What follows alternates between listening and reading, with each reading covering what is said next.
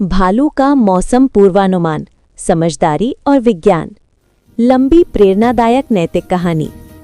घने जंगल के बीचों बीच सोनापुर वन बसा था। ये जंगल अपनी हरियाली, झरनों और अलग अलग जानवरों के लिए जाना जाता था। लेकिन पिछले कुछ वर्षों से मौसम का मिजाज बदलने लगा था। कभी अचानक तेज बारिश, कभी समय से पहले सर्दी, तो कभी भीषण गर्मी। जंगल के जानवर अक्सर परेशान रहते थे। इस जंगल में रहता था भालू भोलू। भोलू ताकतवर होने के साथ साथ बहुत समझदार और जिज्ञासु भी था। उसे हर चीज जानने और समझने की आदत थी। जब बाकी जानवर सोते रहते, भोलू आसमान, बादलों, हवा और सूरज को ध्यान से देखता। समस्या की शुरुआत। एक साल ऐसा आया जब जंगल में सूखा पड़ गया। तालाब सूखने लगे, फल फूल कम हो गए। हिरन, खरगोश और पक्षी सभी चिंतित थे। एक दिन जंगल की सभा बुलाई गई। लोमड़ी बोली, अब मौसम भरोसे के लायक नहीं रहा। हाथी ने कहा, हमें पहले से पता चल जाए तो तैयारी कर सकेंगे। तोते ने सुझाव दिया, काश कोई मौसम का हाल बता पाता। सबकी नजर भोलू पर पड़ी। भोलू बोला, दोस्तों, मौसम कोई जादू नहीं है, इसे समझा जा सकता है। अगर हम प्रकृति के संकेतों और थोड़े विज्ञान को समझ लें तो आने वाले मौसम का अंदाजा लगाया जा सकता है। कुछ जानवर हंस पड़े। बंदर बोला, अरे भालू, तुम मौसम वैज्ञानिक बन गया क्या?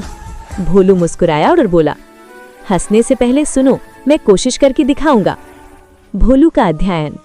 भोलू ने रोजाना कुछ बातें नोट करना शुरू किया। हवा की दिशा और उसकी ठंडक, बादलों का रंग और ऊंचाई, चींटियों की चाल, पक्षियों का उड़ने का तरीका, मेंढकों की आवाज, रात के समय तारे और चांद। उसने पुराने कछुए दादा से भी बात की, जो वर्षों का अनुभव रखते थे। कछुए दादा बोले, जब चींटियां ऊंचे स्थान पर अंडे ले जाएं, समझो भारी बारिश आने वाली है। भोलू ने ये सब याद रखा।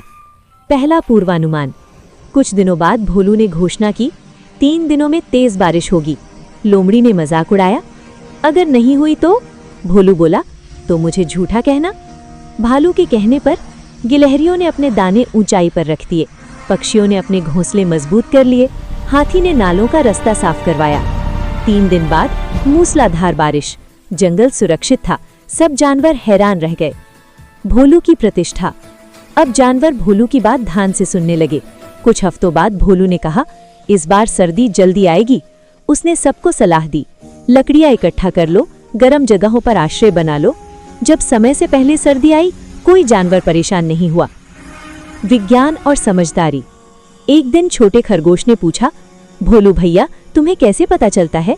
भोलू ने समझाया, मैं भविष्य नहीं देखता, मैं प्रकृति के संकेत प्लस अनुभव प्लस सोच को जोड़ता हूँ, यही विज्ञान है। उसने कहा, विज्ञान किताबों तक सीमित नहीं, जंगल में भी हर जगह है।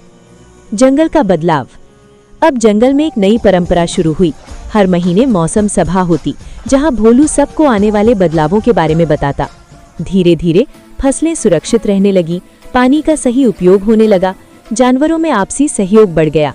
भोलू सिर्फ भालू नहीं रहा, वो बन गया जंगल का मौसम गुरु। कहानी की सीख। समझदारी और विज्ञान साथ हों तो बड़ी समस्याएं भी हल हो जाती हैं। प्रकृति के संकेतों को समझना ही असली ज्ञान है। हंसने से पहले सीखने की कोशिश करो।